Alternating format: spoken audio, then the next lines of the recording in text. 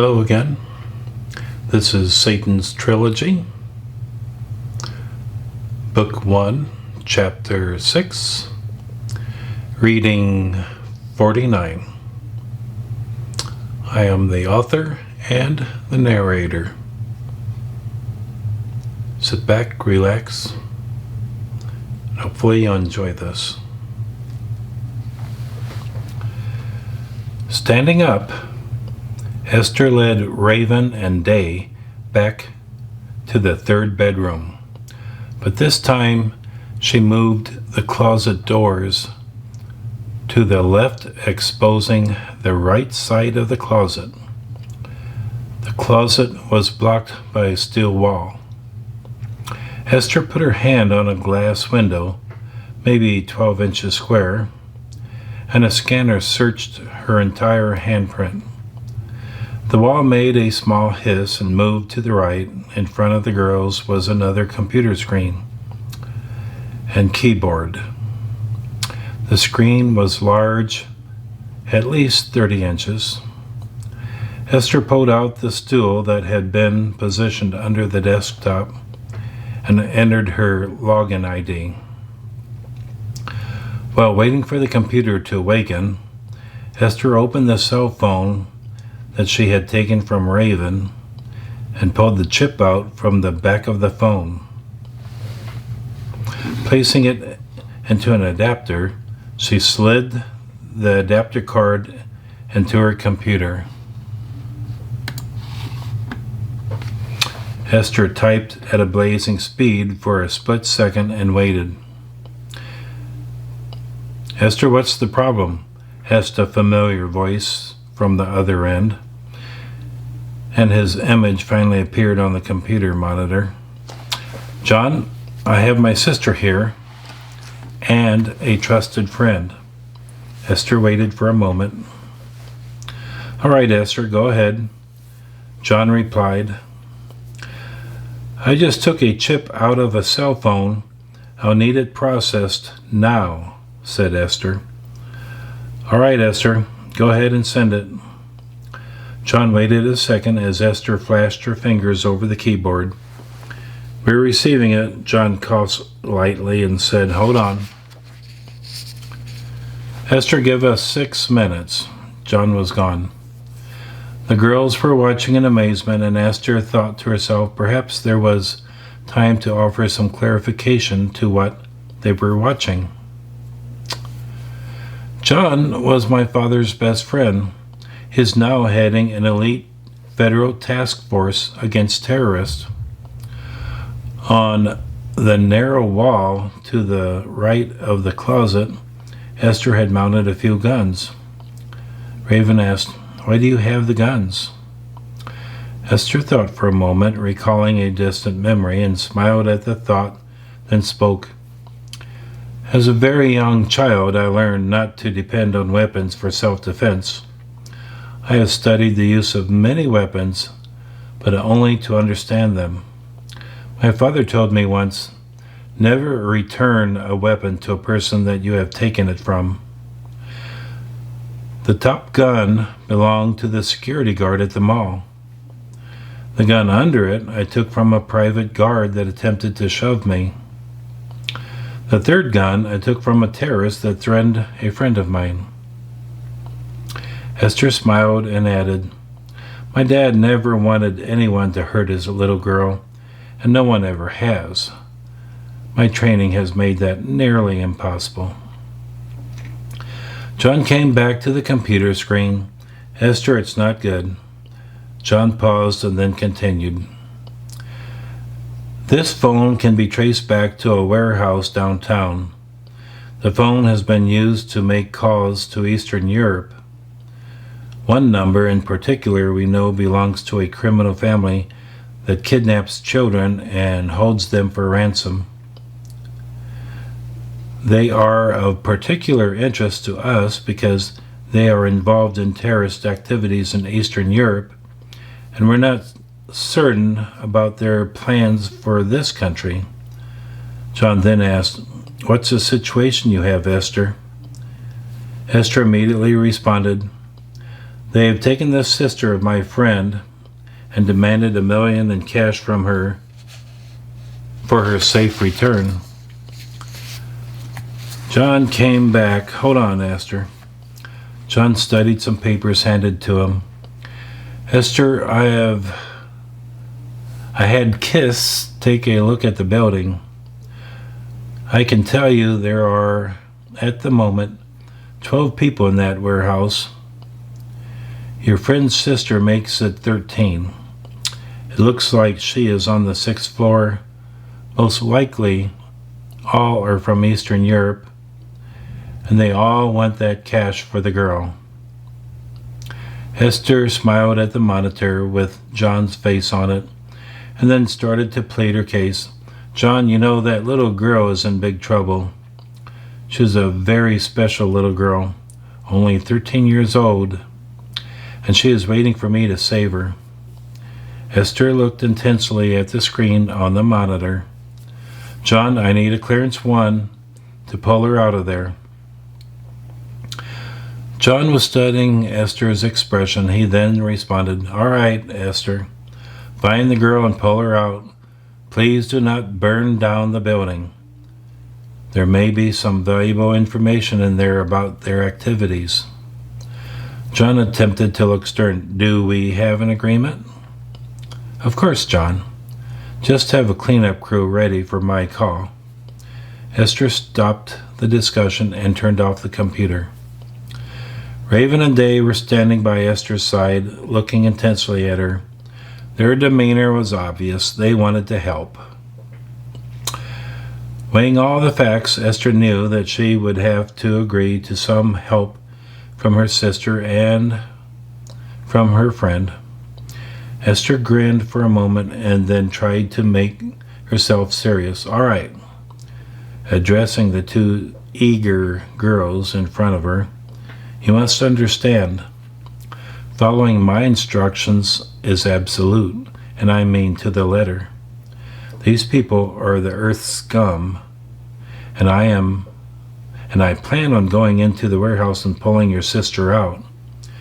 Her kidnappers will all die tonight, and your sister will be eating cold pizza with us. Esther looked sternly at the 2 girls. You must do exactly as I ask and not anything else. Do we have an agreement? Yes, Esther. They both responded simultaneously.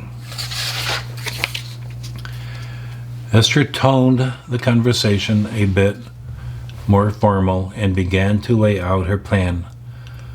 Pulling up a map of the location on her computer, Esther used it to display her plan. Raven, you have been taking lessons on my ninja. I want you to make 2 passes in front of the warehouse riding my bike. They undoubtedly are watching the street. This could slightly distract some of the people. Day will drop me off at the warehouse 18 seconds after your first pass. She'll drive my car back to a safe distance. Wilson Street will do, and she'll wait for you to join her after your second pass of the warehouse, about 6 minutes later. Esther looked at Raven. Your first pass of the warehouse is on Truman Street, and you'll go 6 blocks and then stop and wait for 5 minutes and then start back. On your second pass, ride past the warehouse and do not look at it. Ride past the building and go 6 blocks down to join up with Raven. Then wait. Riley and I will walk up the street to you. Esther smiled. That's the plan, and if you both do as I ask, Riley and the 2 of you will enjoy cold pizza tonight. Esther looked at the 2 girls and studied them, and then offered the alternative scenario. If you do anything else, we'll all be at risk. Do you understand? The 2 girls nodded. Their trust in Esther was great, and both would do exactly as she had asked. Esther walked to her bedroom and stood in front of an ancient chest of drawers, stripping down to nothing. Esther opened the bottom drawer and pulled out some clothes. Everything was black: nylons, leotards, shorts, and a long-sleeved black cotton shirt. Having dressed in these clothes, Esther went to the front closet and pulled out a black pair of leather tennis shoes. Esther was ready. Grabbing a very colorful and ornate jacket from the closet, Esther said, "Raven, I need you to follow Day and me on my ninja." Esther held out the keys. "Please do no more than I ask, and we'll all enjoy cold pizza tonight." Raven took the keys and then hesitated. "Esther, I love my sister, but I want you to come out of this in one piece. I don't want to lose either of you." Raven was looking scared, and Esther felt somewhat humbled by her concern. "Raven, this is what I am best at. Riley, Grace, and I will both meet you at the car." Esther led the girls out to the parking lot. They walked out to the visitors area where a red Mustang was sitting. "This was my dad's car, and now it's mine. My cousins just delivered it yesterday. It's in better than new condition. They added a few updated features." Esther smiled as she ran her hand over the left fender. Raven waited to jump into the back seat. Esther looked at Day. "I want to drive up to the front of the parking lot, and then we'll switch seats." The girls climbed into the car, and Esther put the key into the ignition and turned the key. It sounded like a low thunder of stampeding buffalo, and as she gave the engine some gas, the stampede surrounded them. With a big grin, Esther turned to Raven and Day. "Now that is what I call unleashed power."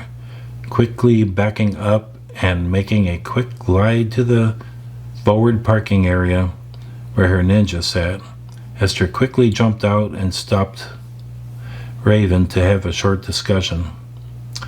"Follow us. When we are at the warehouse, you take a left and go down the side street, then up along the front of the warehouse. If you get a chance, you can rev the engine at the stoplight. Go 6 blocks, wait 5 minutes, and then ride back down the street in front of the warehouse. Rev the engine if you choose, but do not stop. Go 6 blocks down and turn left up to meet Day. Wait there. Raven, you have a phone, so time yourself using your phone and keep my helmet on. They know what you look like." Esther jumped into the passenger seat and said to Day, "Let's take Riley back." Day took off with a slight squeal of the tires. "Find Jefferson and just follow it. Maybe 18 minutes and we'll be there." Esther offered the directions, although Day knew the route. She had grown up in this city. Day was listening to Esther while at the same time she was loving the response of the Mustang. The control and the speed were awesome. Day responded to Esther. "I know these streets, Esther. I'll get you there." Raven on the ninja was close behind. As they approached the warehouse, Esther jumped out of the Mustang and walked along the side street down to the front entrance. Raven, as planned, passed her and rode the ninja down the side street to the stop sign and revved the engine just a bit before turning south along the front of the warehouse and loudly rode up the street. Esther turned the corner and pulled a bottle out of her large bag that she had brought. She now became loud and very noticeable. "Oh my God, I can't wait any longer." Stopping at the doorway of the warehouse, Esther started to pound on the door, screaming,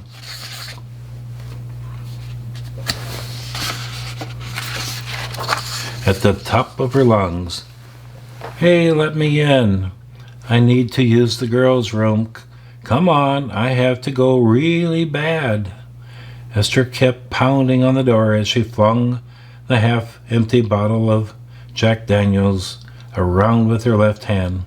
"Come on, I can't hold it much longer." The door slowly opened just 6 inches, and a man started to say, "Go away."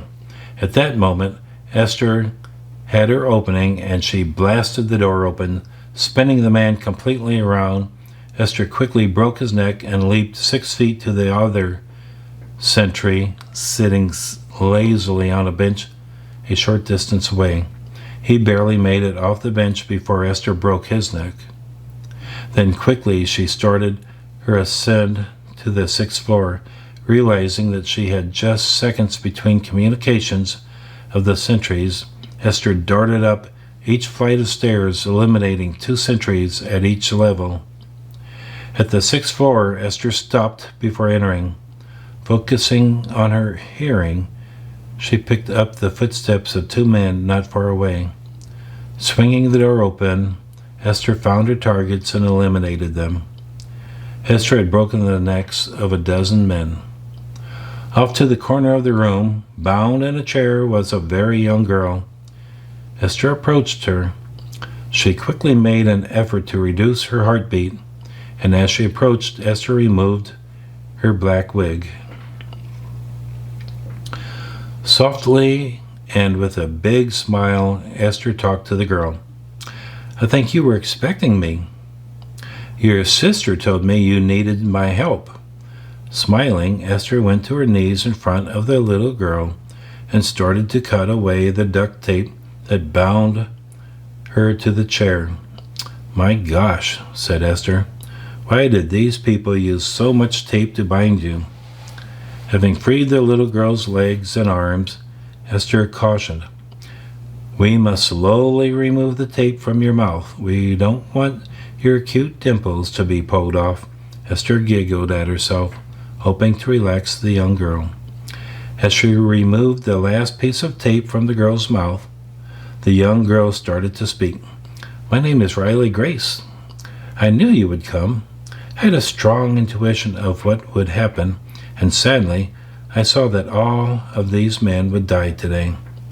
Of course it had to be, and it's not necessarily a bad thing, except of course for their mothers." Riley Grace smiled and then quietly said, "Thank you for coming for me." Esther smiled as she pulled the little girl's blonde hair off to the side and away from her eyes. "Raven rode my ninja motorcycle down the street to distract these people. She was very scared for you." Esther smiled at Riley Grace as she removed some more tape from her clothing. Then Esther added, "Raven made many decisions that helped in your final release. She wanted you to stay in her life, and she expressed a lot of regret about the past." Watching Riley Grace, Esther added, "I see a new beginning." "You see, Riley Grace, I see the future too." Esther smiled as she stood up and held out her hand to Riley Grace. Riley took Esther's hand, felt the warmth of her body and the comfort of her smile. They walked down 6 flights of stairs to the lobby. Esther grabbed the jacket she had dropped on the stairs and put it on Riley Grace. Smiling at Riley Grace as she zipped the front of the jacket up, Esther said, "I want you to keep this jacket. It's a gift from me to you. You'll grow into it someday and love it." Offering a joking smile, Esther added, "I know these things," and gave her half wink. As they left the building, Esther managed to open her cell phone with her right hand and dialed John. Picking up on the other end, John answered, "All right, Esther, what's the status?" "John, you can send in your cleanup crew. There are 12 down, and I did happen to notice on the 6th floor a large safe." John paused for a moment. "And the little girl?" Esther looked down at Riley Grace as they walked down the street. "Oh, she is just fine." Esther thought about telling John that Riley Grace had some of her talents, but decided against it. Esther understood that the government sometimes can be forceful in securing what they want, and Esther did not want to place Riley Grace at risk of that. Esther wanted Riley Grace free from government control. Raven and Day were standing outside of the Mustang and impatiently waiting for Esther and Riley. They could both see their own breath in the evening air. They both thought the dampness seemed a bit eerie. Raven and Day heard some talking. It was Esther and Riley walking down the street, and Riley Grace was talking about a boy in school that liked her. The kidnapping was over, and Riley was none the worse for enduring it. As Esther and Riley Grace approached the girls, Raven and Day both realized that Esther had pulled off the rescue. Esther had Riley Grace walking alongside of her unharmed. Raven ran nearly 60 yards to grab her sister and embrace her in a tight hug. Raven didn't say a word, but her eyes were flowing with tears of joy. Riley Grace felt her sister's love, and she softened her thoughts of her. "All right, Raven, I'm fine," Riley Grace said, feeling just a bit awkward with being hugged by her sister out on the street and in front of Esther and Day. Raven had a big smile for her sister. She then leaned forward and gave Riley another kiss on the lips. "Riley, I love you so much. I haven't been the sister that I should have been. I am so sorry for that." Esther interrupted. "Girls, let's go back to my place and have some cold pizza." Esther then added, "You three take the Mustang and I'll ride the Ninja." Riley Grace forgot the kiss and the heartfelt words and said, "Cold pizza? That's my favorite food. Let's hurry. I am really hungry. Those people didn't offer to feed me. They didn't even let me use a restroom." Smiling with a bit of urgency, Riley Grace said, "We probably should stop at the first restroom. Sorry, but I really have to pee." Esther popped the trunk open and pulled out a nice pair of biker's boots. She then tossed her shoes into the trunk and pulled out her biker's jacket. The girls watched as Esther transformed herself from the late-night ninja into a biker chick. They were all amazed. Esther saw this and said, "What?" Smiling at the three, "A girl's got to be ready for anything." Then added, "Raven, why don't you call your dad and tell him you and Riley are staying at my home tonight. Tell him you will call him later with my phone number." Pulling on her helmet, Esther said, "I'll go ahead, but please hurry. Cold pizza sounds good, and I am hungry too." Esther pulled her helmet on, revved the engine, and took off for home. The girls jumped into the Mustang and took off looking for the closest restroom. No one wanted Riley Grace to suffer. Esther arrived home and took a quick shower, then dressed in some soft pink silk pajamas with a lotus blossom flower pattern barely noticeable. She had just pulled the cold pizza out of the refrigerator and placed it on the counter when the girls started to ring the doorbell. Opening the door, Esther welcomed everyone. "You girls must be really hungry. I barely was able to get the pizza out before you arrived." Riley Grace spoke up. "We found a McDonald's close by. I went very fast. I think we are all hungry. This kidnapping thing must increase appetite because I am starved." Raven and Day had already found the cold pizza, grabbed a piece, and sat at the table to start eating. Esther smiled as she watched her guest. "Riley Grace, we had better grab some pizza and eat before your sister and my sister grab some more." Esther and Riley Grace grabbed a couple of slices of pizza and joined their sisters at the table. Riley Grace quickly finished her 2 pieces and went back for more.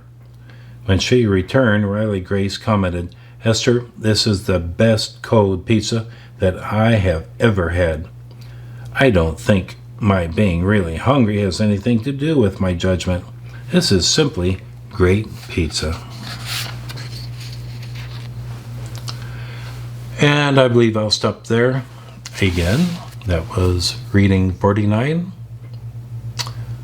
I hope you enjoyed it.